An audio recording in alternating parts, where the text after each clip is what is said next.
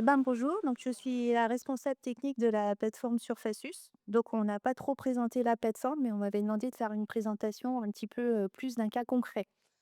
Donc je vais vous parler de la reconstruction virtuelle d'un squelette de jaguar qui est arrivé au muséum, l'année dernière. Alors pour rappeler le contexte, c'est un spécimen qui était en Guyane suivi par l'association Quata, qui a été, renversé par une voiture qui lui a laissé quelques traces. La pauvre bête est décédée et donc en même temps, il y avait le montage de l'exposition félin. Donc la peau, en partenariat avec, l'association Quata a été préparée par les ateliers de taxidermie. Vous l'avez peut-être vu dans cette scène insoutenable de prédation où il va, broyer le crâne du pécari. Hem, le squelette, lui, a été préparé par les ateliers de préparation ostéologique et donc nous, là, on s'est positionné en se disant que c'était une occasion, inespérée de pouvoir scanner os par os, les crânes du jaguar. Donc les équipes des collections, on en profitait pour lui mettre un numéro d'inventaire. Donc le squelette a été, scanné entièrement à la plateforme Surfacius avec, les équipements, Surfacius et Ecolplus et c'est Évariste qui est là dans le coin qui a scanné, le squelette du jaguar et une fois que le squelette est scanné, tout est stocké sur la 3D Tech pour l'instant. Les scans sont disponibles pour la recherche et pour d'autres applications numériques, l'impression, l'animation et disponible aussi pour l'association Quota si elle en a le besoin pour la pédagogie, donc la boucle est bouclée. Voilà. Donc la partie 1, la numérisation 3D. Donc elle s'est fait à la plateforme Surfacius, avec un scanner à technologie laser. Donc c'est une technologie qui est très précise, qui est très sensible aux propriétés physiques de la matière, mais pour l'os, c'est vraiment impeccable et donc on a scanné, tous les os du jaguar. Alors notre premier problème, c'est d'identifier les os. On a absolument besoin, dans le projet École Plus ou pas, de pouvoir identifier les os, d'avoir le nom exact et d'avoir la latéralité.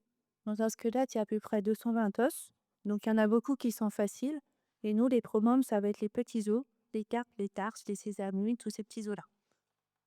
Donc pour ça, on a des collègues experts quand il y en a, parce qu'il y en a pas sur tous les groupes. On a des applications sur internet qu'on utilise beaucoup. On a l'application Vertébré et puis l'Archéozoothèque. On a de la documentation comme, le livre Barron par exemple et puis on a directement, la comparaison avec, les galeries, ou les collections. Et voilà, 222 os scannés plus tard individuellement, ça prend à peu près un mois. Donc il y a la phase de numérisation, puis il y a la phase de post-traitement. Donc le remontage virtuel. Donc d'habitude, ce que moi je connaissais plutôt, c'était qu'on prenait les os un à un sur des logiciels 3D, on les repositionnait de façon anatomique. Donc ça demande des bonnes connaissances d'anatomie et ça demande une validation scientifique derrière et c'est un travail qui est assez chronophage, qui peut demander plusieurs semaines à un mois. Nathalie peut le valider parce qu'elle nous avait, gentiment remonté, le squelette orque de la Seine qu'on avait scanné, il y a 2 ou 3 ans et qui avait été, mis en exemple dans le in situ et donc on l'avait fait valider par les taxidermistes parce qu'on avait tu avais eu un doute sur la position des nageoires, si on devait les mettre en position haute ou en position basse. Il y avait la thèse d'Aurélienne aussi qui nous a fait scanner plusieurs squelettes, os par os et qui les avait remontés, à la main pour, sa thèse. Et puis, on scanne aussi pas mal de squelettes pour l'application Vertébré en photogrammétrie qui sont remontés, via Blender. Et là, sur Sketchform, il y a le musée de l'IDAO qu'on a vu qui présente une très bonne collection de squelettes remontés, où ils se sont associés, l'université d'informatique et c'est une des rares, collections de squelettes remontés qui sont vraiment, jolies.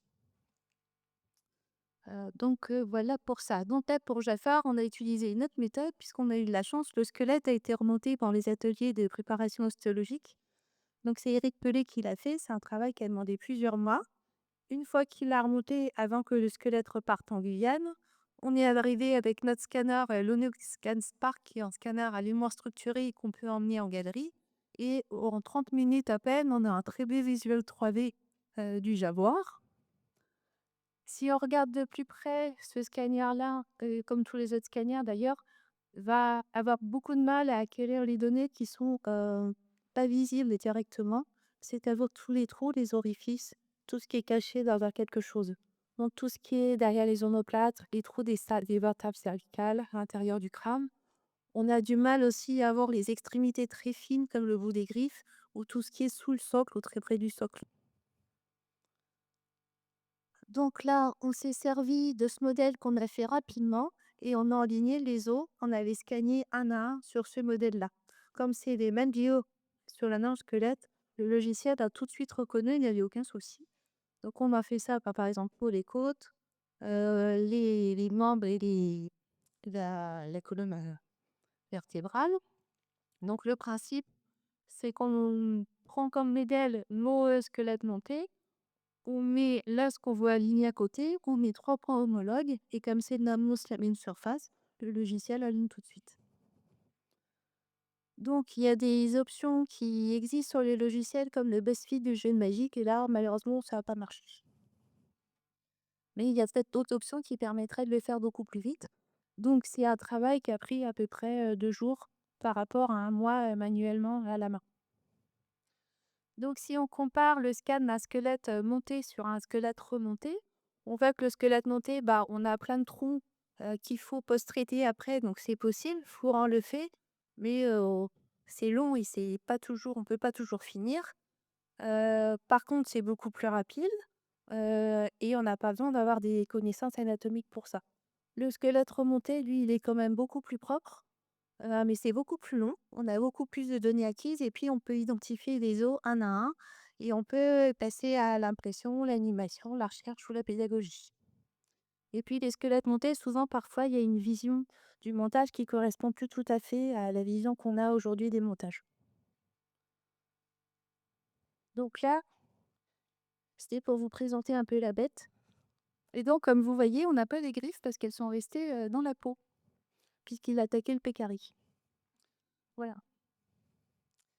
Et donc ça, c'est une technique qu'on utilise à la pleine forme depuis un moment parce que comme on fait beaucoup de squelettes, de vertébrés, notamment, Osparos, Poprogicoccus et d'autres projets, on a toujours des problèmes d'identification des os et donc on a décidé de se faire un atlas 3D des carpes et des tarses de vertébrés. Donc là, par exemple, on était en train de faire un squelette de tigre. Donc le plus dur, c'est d'identifier, latéraliser, les os.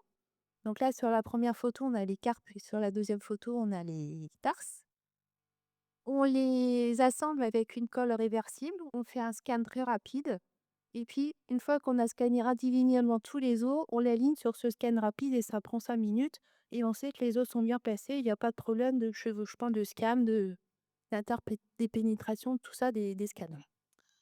Et donc on a commencé à se faire un petit atlas comme ça, donc on commence, au fur et à mesure. Ça nous évite d'avoir à rechercher dans la bibliographie sur internet et d'avoir des erreurs et de pouvoir le répéter. Donc par contre pour l'IA, on n'a pas assez de données validées pour les envoyer parce qu'on sait que, dans les premiers temps où on a fait ça, on a des erreurs d'identification. Il faudrait pouvoir revalider toutes les données et puis on fait pas, 10 000 fois, le même spécimen. Donc voilà.